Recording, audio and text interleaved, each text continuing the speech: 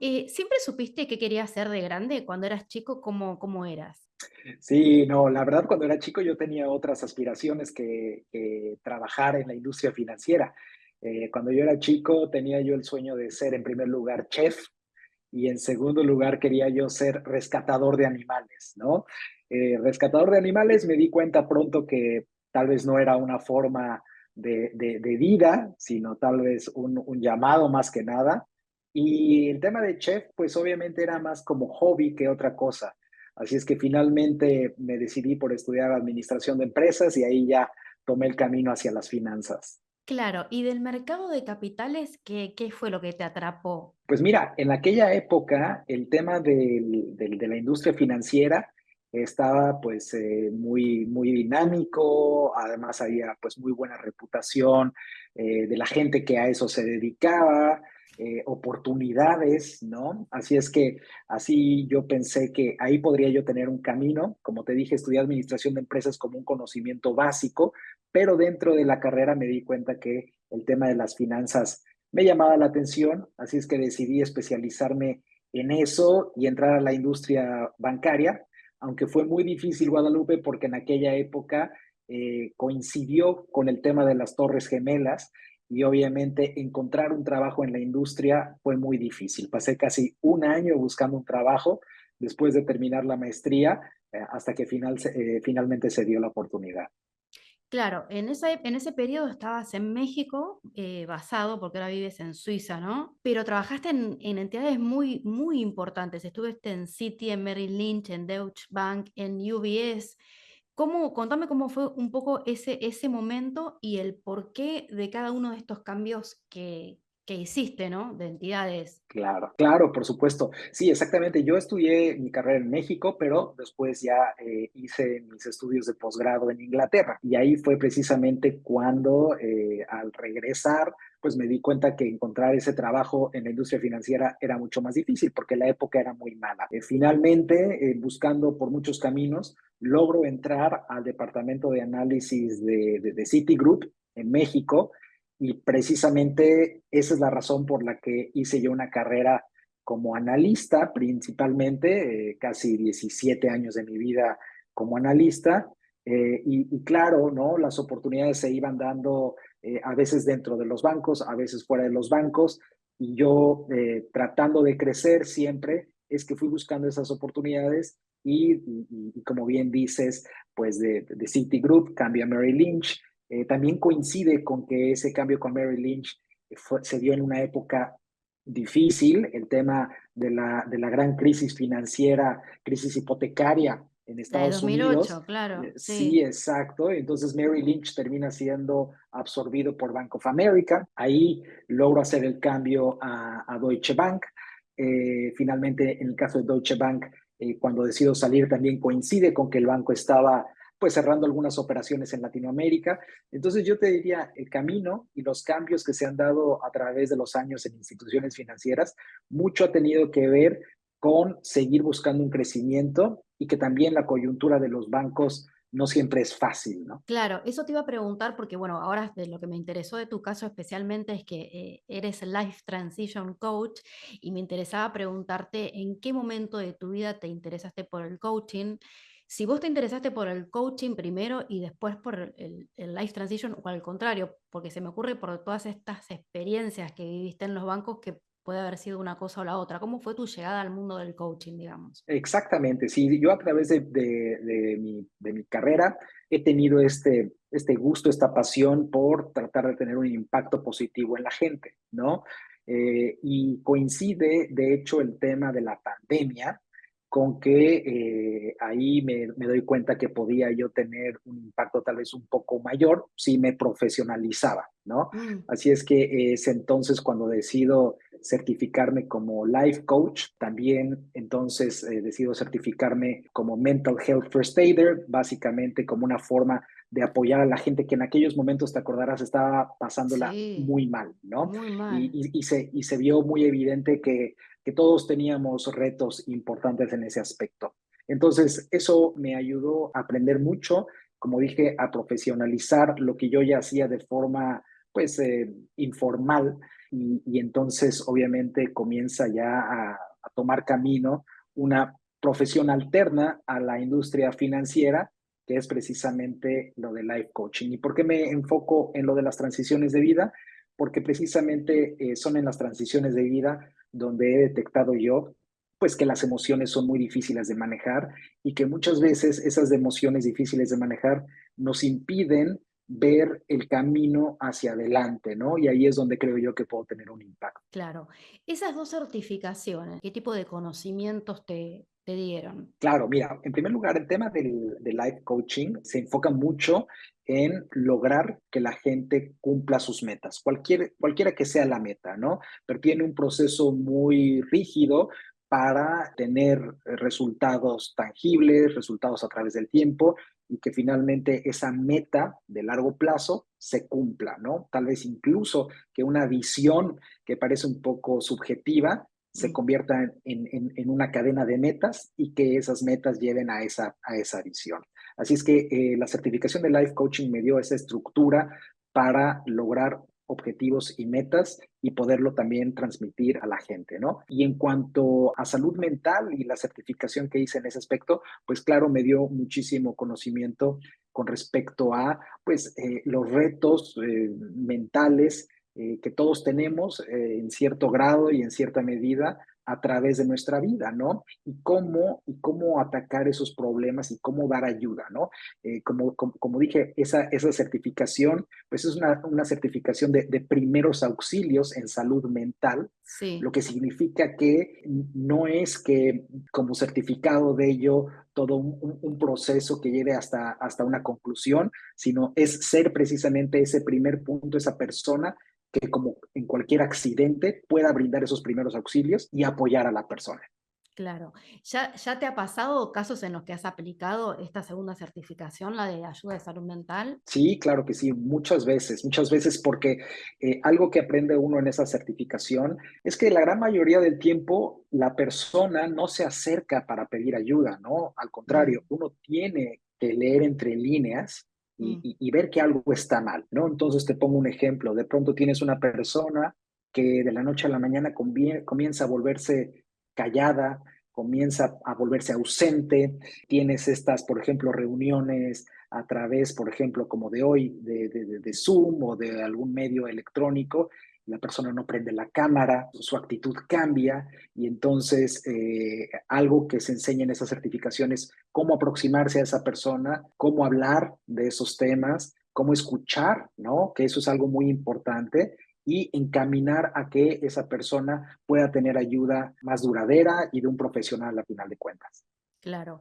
Y en el ámbito bancario, que es es tu ámbito, es el ámbito Sí. en el que tú te mueves, ¿te pasa de gente que se te acerca o al contrario, o sea, has brindado esta ayuda a gente del sistema Sí, bancario, por llamarlo de alguna manera? sí, claro que sí, claro que sí. En el sistema, en la industria bancaria, como en muchas otras industrias, hay un nivel de presión alto, ¿no? Hay un Exacto, nivel de sí. ansiedad alto.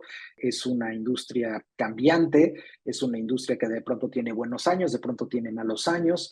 Y claro, en los malos años, sobre todo en los años difíciles, esa presión tiende a incrementarse de forma considerable, ¿no? Así es que sí, me ha pasado mucho y sucede constantemente que ya sea alguna persona se aproxima a mí o que yo lo haga de forma proactiva, pero lo importante es precisamente hacerlo. Y al final de cuentas, creo que el resultado siempre es positivo, ¿no? Cuando la persona se acerca, encuentra una mano amiga y cuando yo me acerco de forma proactiva, creo que también para la persona es pues una bocanada de aire fresco saber que alguien está poniendo atención y que en esos momentos que la persona ve todo oscuro, hay luz al final del camino, ¿no? Claro. ¿Y no me puedes relatar un caso real, algo anecdótico a una situación a la que te hayas enfrentado? Sí, por supuesto, por supuesto. Por ejemplo, este caso es común, ¿no?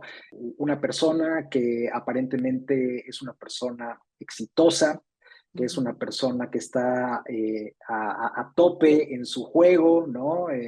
Profesional, aparentemente todo sale bien, no nada más en la parte profesional, pero en la vida personal.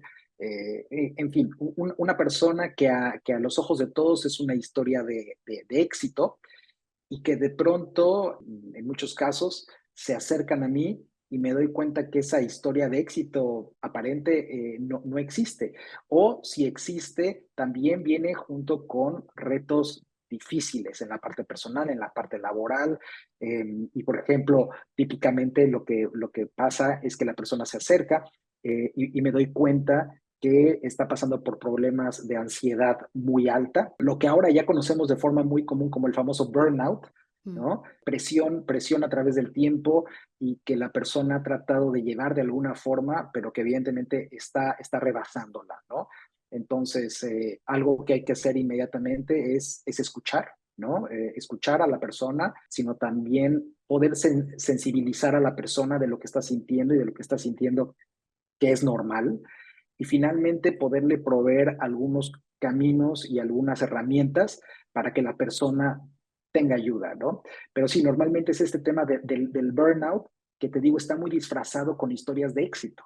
claro, como, Así como es. camuflado detrás del Totalmente, éxito, totalmente. Sí, detrás del éxito, como bien lo dices, está camuflado una historia de depresión, de tensión, de ansiedad.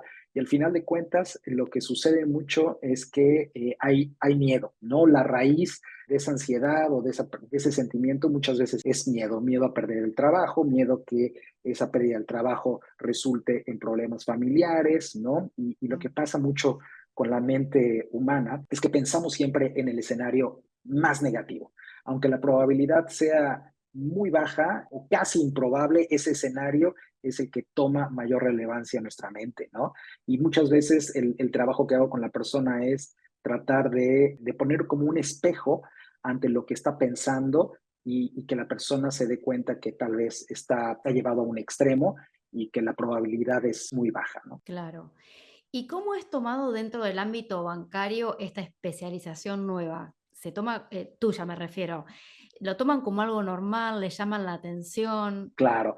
Pues mira, yo creo que lo que llama tal vez la atención es que yo lo hago muy público, ¿no? Yo soy Claro, muy proactivo, por ejemplo, en en las redes redes. sociales, sí, exactamente.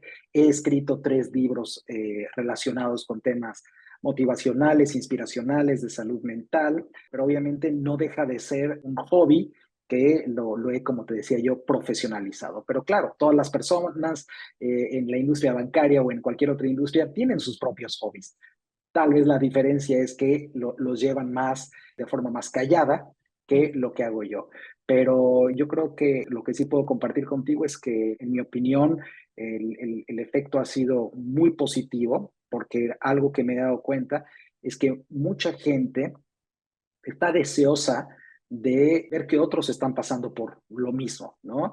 Mucha gente no sabe cómo pedir ayuda, mucha gente incluso no sabe reconocer lo que está pasando y de pronto al ver un post o un video o leer un artículo de un tema por el cual están pasando y siempre con una solución, creo yo que abre los ojos a que la situación no es tan mala y sobre todo que hay soluciones, que eso es lo que en ese momento yo creo que es crítico.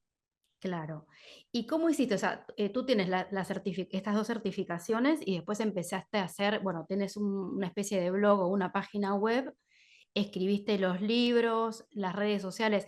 ¿Son cosas que vas planificando o lo vas haciendo espontáneamente? Sí, no, mira que todo nació hace, te Durante digo, la pandemia, como ¿no? de forma profesional, exactamente durante la pandemia. En la pandemia me acuerdo haber tenido una conversación con un colega precisamente de algún reto de salud mental por el cual estaba pasando y me acuerdo haberle dado consejos, ¿no? En esa llamada, porque todos estábamos en nuestras casas. Mm, Y de pronto, pues me di cuenta que ese era un tema que ya había yo hablado con alguien más, ¿no? Entonces dije, bueno, ¿por qué no pongo esto que dije ya un par de veces por escrito? Porque a lo mejor hay otras personas que están viviendo por esto, ¿no? En aquel entonces no tenía yo ni redes sociales, Guadalupe. Así es que me abrí una cuenta de LinkedIn, ¿no? Y comencé cada semana a escribir algo, pequeños pensamientos cortitos, y obviamente eso fue creciendo hasta que de pronto, un año después de estar publicando constantemente, tenía yo suficiente material como para escribir un libro, ¿no? Y después, obviamente, lo continué haciendo. Eso dio llegada a un segundo y un tercer libro, pero claro, como estamos en un mundo interconectado de diferentes formas, me di cuenta que pues a algunos no les gustaba leer o no les Mm. gustaba leer mucho, les gustaba leer poco y entonces ahí fui adaptando mucho la forma. A algunos les gusta ver videos, a algunos no. También entonces comencé a transmitir el mensaje a través de videos y te digo, yo creo que ha sido un camino natural que han ido tomando las cosas, pero que al final de cuentas se resumen en compartir pensamientos y no nada más pensamientos, porque mucho de lo que escribo, si no es que la gran mayoría, tiene una base pues muy científica. Algo de lo que siempre he tratado de hacer es que cualquier cosa que digo o que escribo sí tenga esa parte personal y sí tenga esa parte inspiracional y motivacional, pero que también venga de la mano con metodologías y conocimientos probados, ¿no? Entonces, para esto también, obviamente, leo mucho y siempre en lo que comparto hay referencias, hay libros, hay artículos en los cuales me baso que la gente puede después visitar o revisar con más calma y profundizar en el tema. Claro, porque te iba a decir que hay como, no me sale ahora la palabra con respecto al coaching, claro, como que no termina de entenderse como algo científico, pero está bueno esto que Claro, haces, claro, sí, sí, sí. sí. Sí, sí, sí, claro, porque obviamente mucho de la raíz del coaching viene de temas, por ejemplo, psicológicos, ¿no? Y la psicología, como bien dices, es ampliamente reconocida como parte de la ciencia. Pero el coaching es una rama Es eh, más y, nueva. y es más nueva, exactamente, y no por eso, vamos a decir, menos seria, ¿no? Hay todo un proceso atrás del coaching y obviamente, como en todo en la vida, ¿no? Hay gente que es muy profesional en el tema, hay gente que no lo es tanto, y algo que yo he tratado de hacer es combinar mucho esa parte del coaching con, como decía yo, con conocimientos probados de científicos, de autores de libros, de investigadores, y que la gente siempre tenga lo mejor de ambos mundos, ¿no? Porque de pronto te dan a leer o escuchas un video que es sumamente científico y entiendes la mitad, ¿no? O Claro. se siente muy frío. O por el otro lado, lees un pensamiento o ves un video que es más cualitativo que cuantitativo y le falta algo, ¿no? Entonces yo creo que la combinación de ambos mundos es lo que probablemente funciona muy bien. Claro. Y quería hablar un poquito de tú, bueno, de vos como inversor, ¿no? Ujú, O sea, porque ujú. tú, o sea, toda la vida en el sistema bancario, ¿cómo sos como inversor? O sea, ¿cómo es tu cartera de inversión? Claro, mira, te va a sorprender porque como bien dices, yo me he dedicado 26 años de mi vida a la industria financiera, Financiera, sí. financiera, siempre fui analista y estratega de inversiones, pero claro, también soy un ser humano, ¿no? Y como ser humano, por ejemplo, yo soy bastante averso al riesgo, ¿no? Hay seres humanos que son muy propensos al riesgo, hay otros que no tanto.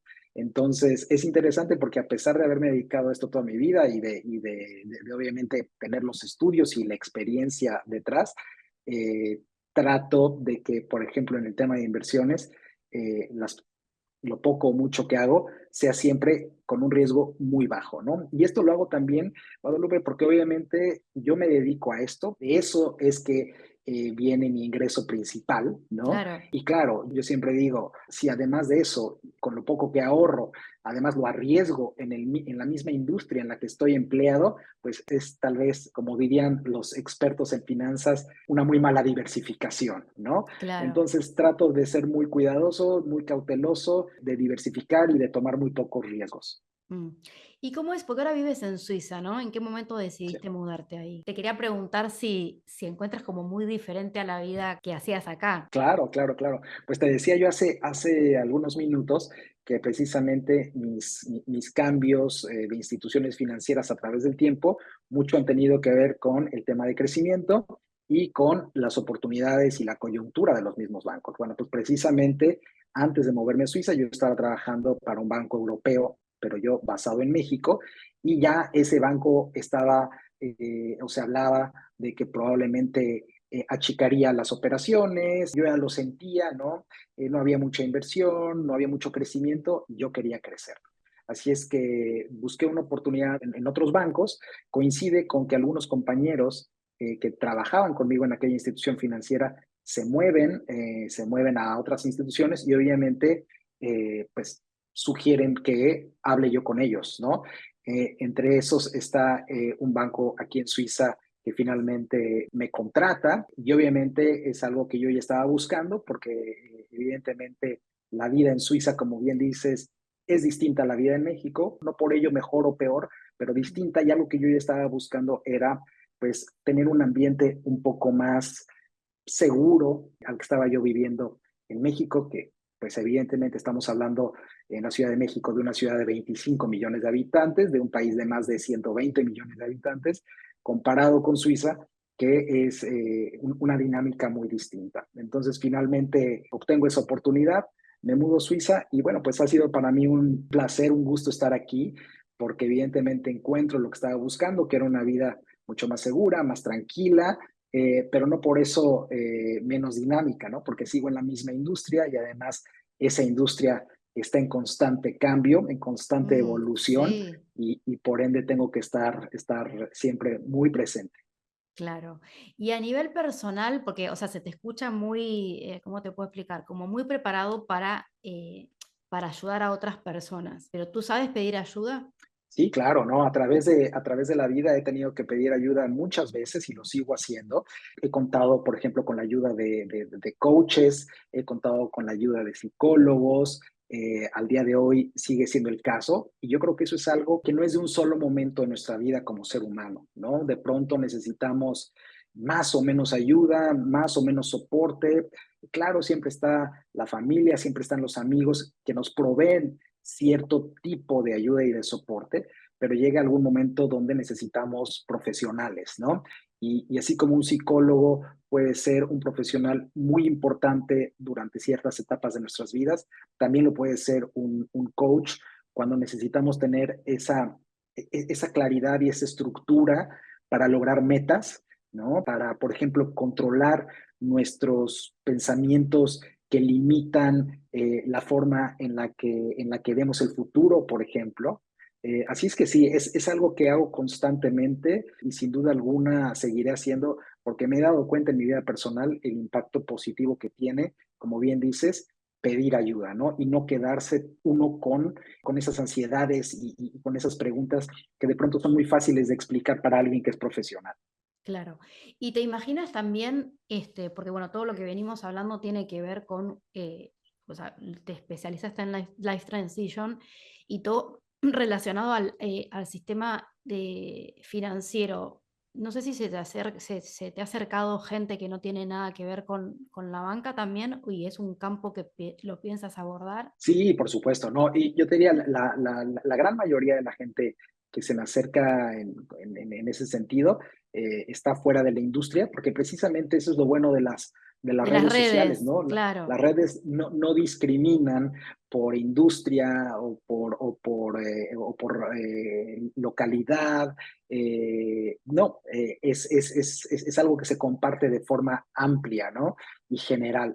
Entonces, sí, definitivamente yo te diría, hay una muy buena mezcla de gente en distintas industrias, en distintas etapas de vida y, como tú lo dices, con distintas necesidades de soporte, con distintos momentos de transición de vida, ¿no? Mucha gente de pronto se me acerca, está en la etapa inicial, por ejemplo, de su vida profesional, ya sea terminando los estudios o gente joven al principio de la carrera profesional, pero así como logro tener conversaciones con ellos, también tengo conversaciones con gente más madura que puede estar en esa famosa crisis de media vida, ¿no? Ujú.